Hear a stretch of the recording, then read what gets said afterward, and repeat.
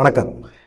இன்னைக்கு அண்ணாமலை, டிடிவி தினகரன் சந்திப்பு கிட்டத்தட்ட ஒரு 2 மணி நேரம் பேசியிருக்கிறாங்க அப்படிங்கிற மாரி இருக்கு. ஏற்கனவே பார்த்தீங்கன்னா, அண்ணாமலை மேல ஒரு மரியாதை இருக்குது. அண்ணாமலை மாநில தலைவரா பாஜகல இருக்கிற வரைக்கும் பார்த்தீங்கன்னா, எந்த பிரச்சனையும் இல்ல. என்டிஏ கூட்டணியில எந்த ஒரு பஞ்சாயத்துமே இல்ல. நல்லா தான் போயிட்டு இருந்தது. அண்ணாமலை எல்லாருக்கும் மதிப்பு குடுத்தாரு, மரியாதை குடுத்தாரு. எல்லாரும் சொல்றத கேட்டுக்கிட்டாரு.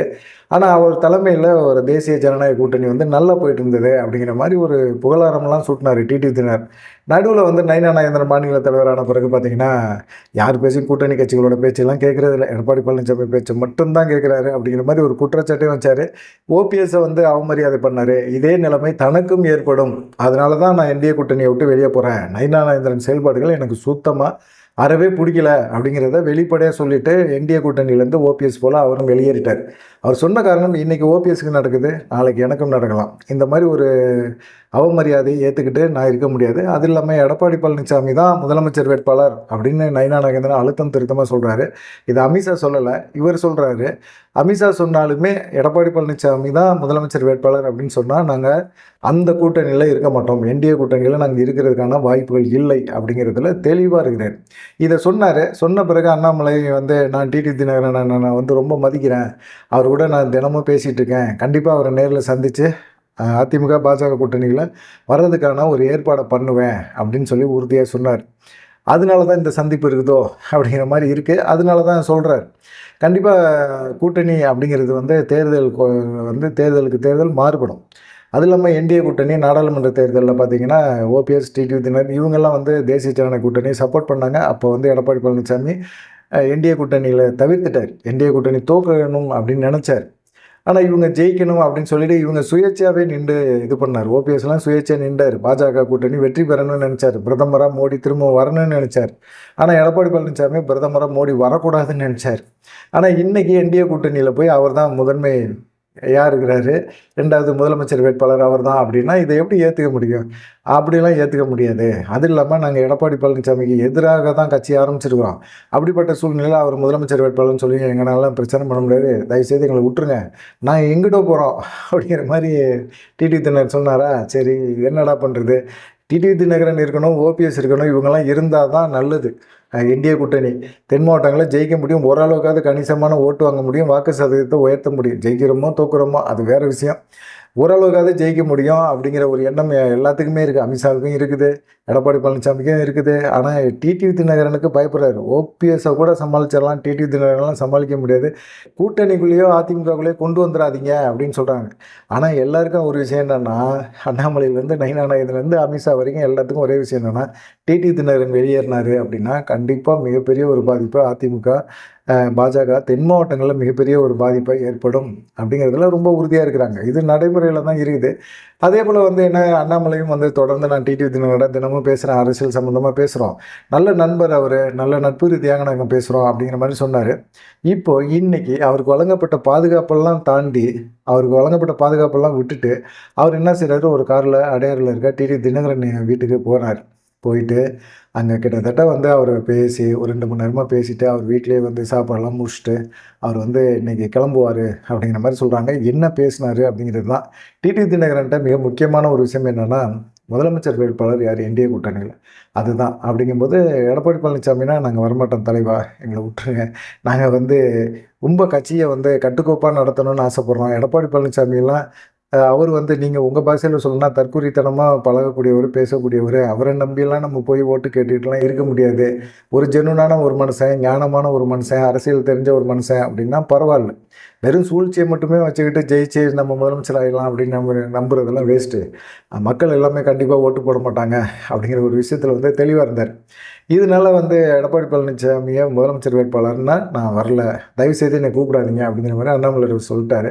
டிடிவி தினகரன் சொன்ன பிறகு அண்ணாமலை என்ன செய்வார்? ஏன்னா கவலைப்படாதீங்கண்ணே, நீங்கள் ஏண்ணே கவலைப்படுறீங்க, நேராக நான் அமித்ஷாட்ட கொண்டு போய் உங்களை உட்கார வைக்கிறேன்னே, நீங்கள் அமித்ஷாட்ட பேசி முடிவு பண்ணிக்கோங்கண்ணே, ஏண்ணே நமக்குள்ளே பேசி நமக்குள்ளே சண்டை அப்படிங்கிறதெல்லாம் வேணாம்ண்ணே, கொள்கை வேறண்ணே, கோட்பாடுகள் வேறண்ணே, தேர்தல் சமயத்தில் வைக்கிற கூட்டணிகளுக்கு கொள்கையெல்லாம் கிடையாதுண்ணே அப்படிங்கிற மாதிரி அண்ணாமலை டிடிவி தினகரனை சமாதானப்படுத்தியிருக்கிறாரு. எல் முருகனும் போயிருக்கிறார் போல இருக்குது.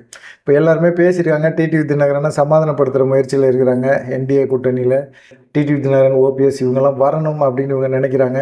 இது எடப்பாடி பழனிசாமி இப்போ நயினா நாகேந்திரன் சந்திச்சார்ல, பேசினார்ல, அதுக்கப்புறமா எடப்பாடி பழனிசாமியை ஓகே பண்ண வச்சுருப்பாங்க. நீங்கள் ஓகே சொல்லுங்கள். ஏங்க நம்மலாம் ஜெயிச்சா தானங்க இவங்கலாம் இருந்தால் தான் கூட்டணிக்குள்ளே இருந்தால் தான் ஜெயிக்க முடியும். ஜெயிச்சா தான் நீங்கள் முதலமைச்சர் ஆக முடியும். நீங்கள் முதலமைச்சர் ஆகணும்னா, இவங்கலாம் வந்து நம்ம கூட்டணிக்குள்ள இருக்கணும்ல. ஏன் நீங்க வந்து இப்படி வீம்படியா பண்றீங்க? உங்க நல்லதுக்காக தான் நாங்க பேச்சுவார்த்தையே நடத்துனோம். இப்படி வீம்பா இருந்தீங்கன்னா ஒண்ணும் செய்ய முடியாதுங்க. அப்படிங்கிற மாரி நயினா நாகேந்திரன்ட்ட பேசிட்டாரு. அப்படிங்கிற மாரி இருக்கு. எடப்பாடி பழனிசாமி சரி, ஒரு சைடு பாஜக என்னமோ பண்ணி தொலைக்கட்டும். அவங்க பாட்டுக்கு அவங்க வேலைய பார்க்குறாங்க அப்படிங்கிற மாரி இருந்துச்சு. இப்ப பார்த்தீங்கன்னா செங்கோட்டையனால திரும்பவும் எடப்பாடி பழனிசாமிக்கு டென்ஷன் ஆகி போயிடுச்சு.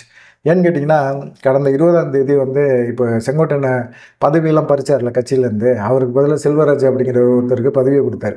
அவர் வந்து கடந்த 20ஆம் தேதி பார்த்தீங்கன்னா, ஆலோசனை கூட்டம் அப்படிங்கிற ஒரு ஆலோசனை கூட்டத்த போட்டாரு. திருச்சி ஈரோடு மேற்கு மாவட்டத்தில இருக்கிற கிட்டத்தட்ட ஒரு 14 அதிமுக கவுன்சிலருக்கெல்லாம் அழைப்பு போயிருந்தது. ஆனா செங்கோட்டையன் என்ன செஞ்சாரு அப்படின்னா, செல்வராஜுக்கு எதிரா வந்து செங்கோட்டையனும் ஒரு ஆலோசனை கூட்டத்த போட்டாரு. எடப்பாடி பழனிசாமி இந்த மாரி பண்றாரு. ஒருங்கிணைந்த அதிமுக உருவாக்க மாட்டேன்னு சொல்றாரு.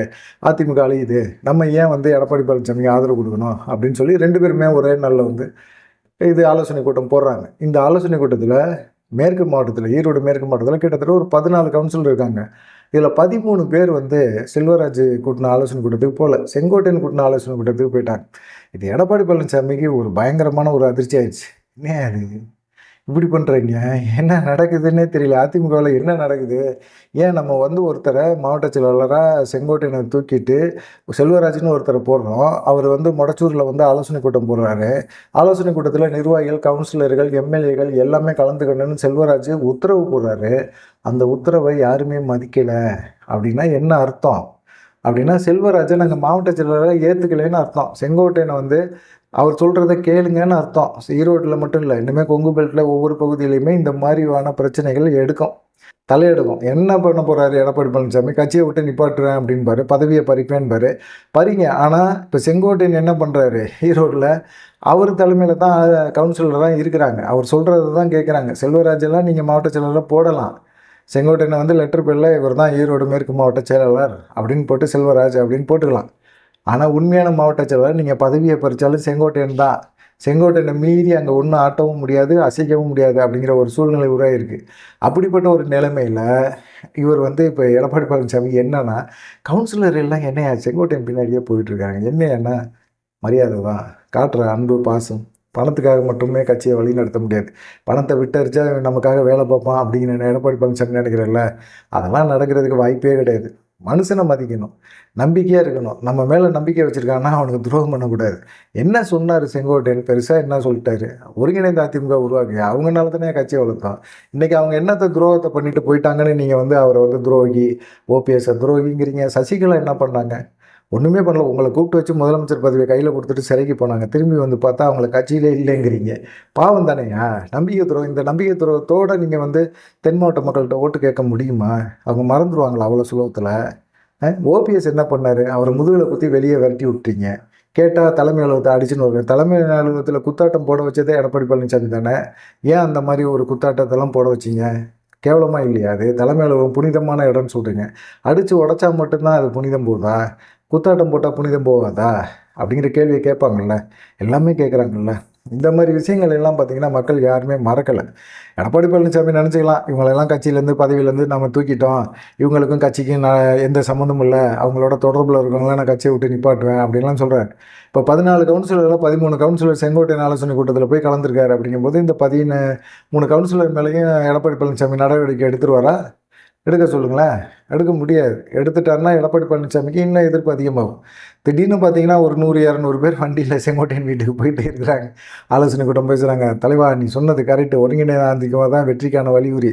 இன்னைக்கு இருக்கிற சூழ்நிலையில அரசியல் ட்ரெண்டுல நம்ம மேல அதிருப்தி அதிகமா இருக்குது. திமுக திரும்பவும் ஆட்சியில உட்காந்துரும். நடுவுல விஜய் வேற நம்ம ஓட்ட பிரிக்கிறாரு. நம்ம ஒற்றுமையா இல்லையே. 1வதுலயே படிச்சிருக்கிறோம் 4 மாட்டோட கதைய.